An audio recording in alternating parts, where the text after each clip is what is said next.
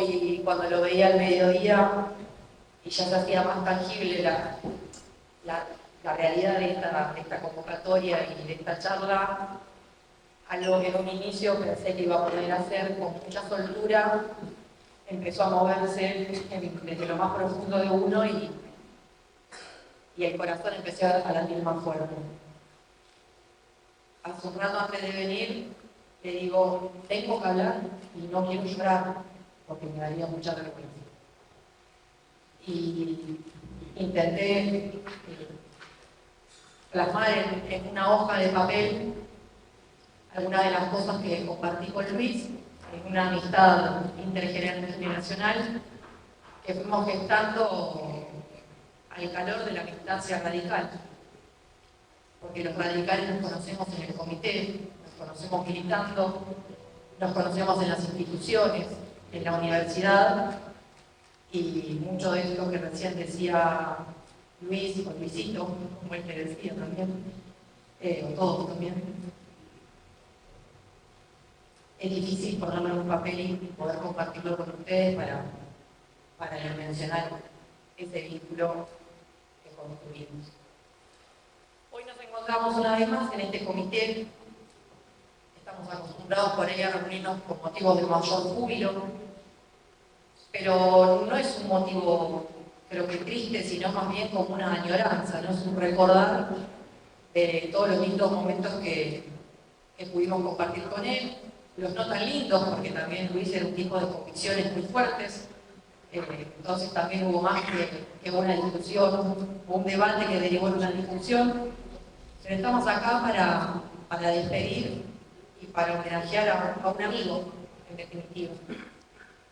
Y vaya si no fue un amigo de todos, que viendo la cantidad de personas que estamos hoy acá, creo que habla mucho de la calidad humana de Luis y la pluralidad de esta reunión de amigos es fiel testimonio de ello. Luis fue un hombre que nos marcó profundamente, marcó la historia política de nuestra provincia, de la política universitaria, de nuestra ciudad, de la construcción de la memoria colectiva de los derechos humanos, de la vida política argentina, en definitiva.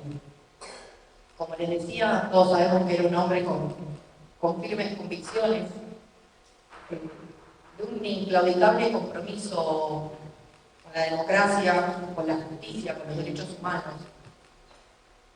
Un radical de pura cepa, en definitiva. ¿No?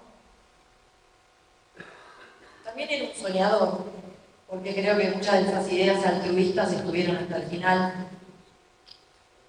Él se dedicó la vida a soñar y nos invitaba a todos en ese camino y a militar todos los días, en definitiva, para construir un país mejor. Porque Luis, como decía Luisito, con la licencia, Luis era un militante.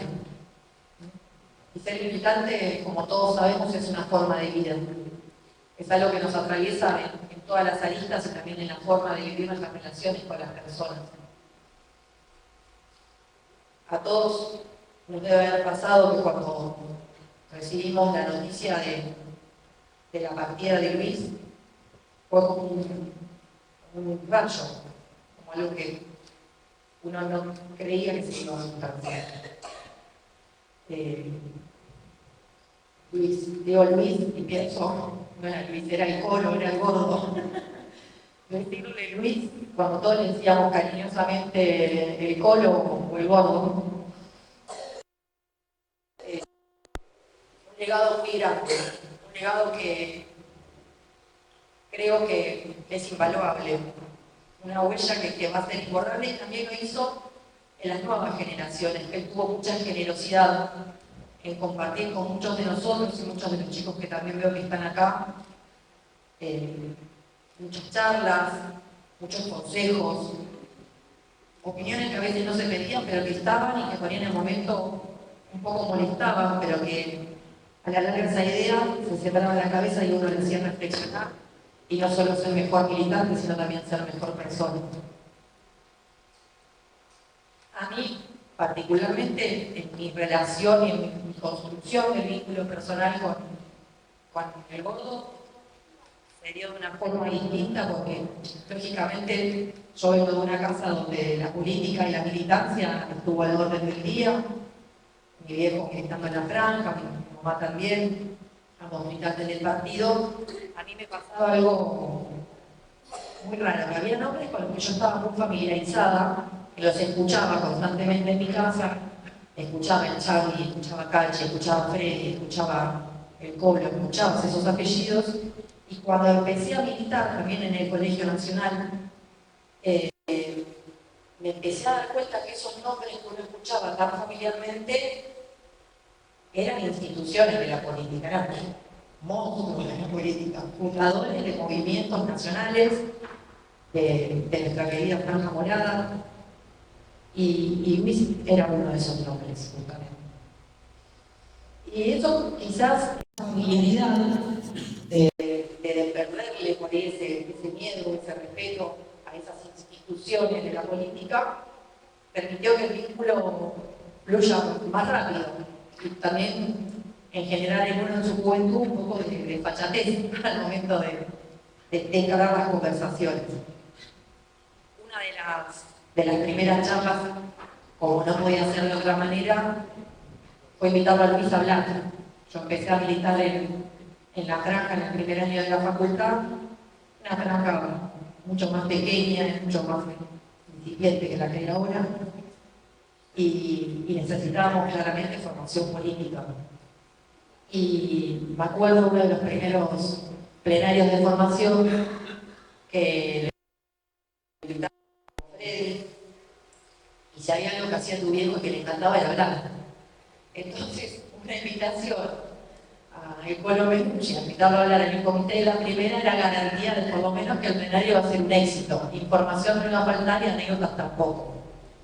Paradas obligadas, ese momento fundacional, porque cuando inicia su militancia en el movimiento reformista, después derivó en la franja, obviamente hay personas que pueden hablar mucho mejor de eso que yo, con las paradas obligatorias de la militancia en la década de los 70, con cosas menos tristes o menos dolorosas para nuestra historia, como fue algo feliz que fue la apertura democrática, la primavera comunista. Contaba anécdotas hasta por los codos, tenía una vida muy vivida, como por ahí me gusta decir, una vida vivida con intensidad y en todos sus anécdotas. Le gustaba el rugby y le gustaba el rugby. Era hincha de gimnasia pobre y le gustaba. Y el salón. Hay cosas ahí que no nos vamos a poder poner de acuerdo. Y eso de la vida bien vivida lo entendemos todos, ¿no? Porque lo conocimos y lo queríamos mucho y sabemos que él tenía una vida donde iba a sembrarlo. Y también se reflejó en su trayectoria política, en su militancia política, en un compromiso sin frenos, un compromiso que tenía una coherencia, una convicción, que podíamos estar de acuerdo o no con sus decisiones, porque podíamos no estar de acuerdo, pero nunca vamos a dudar de que esas convicciones o esas decisiones estaban íntimamente vinculadas con una convicción, no motivadas por otra cosa. O sea, era una convicción con una idea. Y bueno, como decías, él desde muy joven abrazó la causa radical, y creo que ese mismo compromiso que lo llevó en la apertura democrática a tener un protagonismo, que ahora estoy pensando, en uno de los apodos que fue muy popular en la década de los 80, además del Colo, además del Gordo, ese compromiso como presidente de la Comisión de Derechos Humanos de la Cámara de Diputados tenía un apodo particular, porque además de elevar información a la justicia o derivar a las áreas correspondientes del Estado, ese compromiso y esa militancia y ese compromiso tan grande con los derechos humanos lo hizo ir a las tumbas de los NN, porque se estaban buscando los cuerpos de los desaparecidos. Y me parece que ese apodo tan bien ganado por su militancia y su compromiso con los derechos humanos, bueno, no lo dije acá, pero me parece que hay que traerlo porque también era parte de su historia y de la construcción de este militante y de esta vida política que fue Luis Mennucci. Pero no era solo un político. Luis no era solo un militante, no era solo un político, era un abogado, era un profe de la facu, era un hincha de gimnasia, si no se me enoja, era un hincha de la Plata Rugby. Y era un cascarrabias también.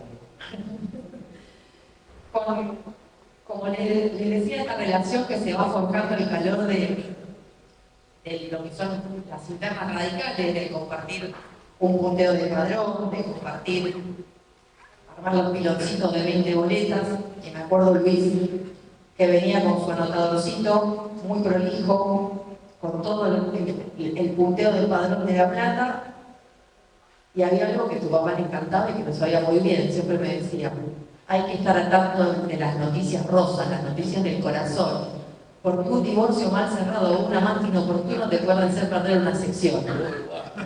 Me acuerdo cuando me dijo eso, y ahora que estamos en proceso de elección interna, porque no perdemos la costumbre. Estaba punteando el padrón el fin de semana y me acordaba de eso de Luis, que decía, un divorcio mal cerrado o un amante inoportuno te pueden hacer perder una sección. Y en esos punteos de padrón, que luego siempre terminaban con alguna bebida espirituosa mientras se doblaban las boletas en la cocina de mi casa, fue derivando en esta amistad. Amistad que se transformó en un compromiso que era algo inclaudicable, algo fijo. Nuestro café cada 15 días. Este café cada 15 días, porque todo se debatía, inició, y para los que son de La Plata me van a entender, en el Costa Café.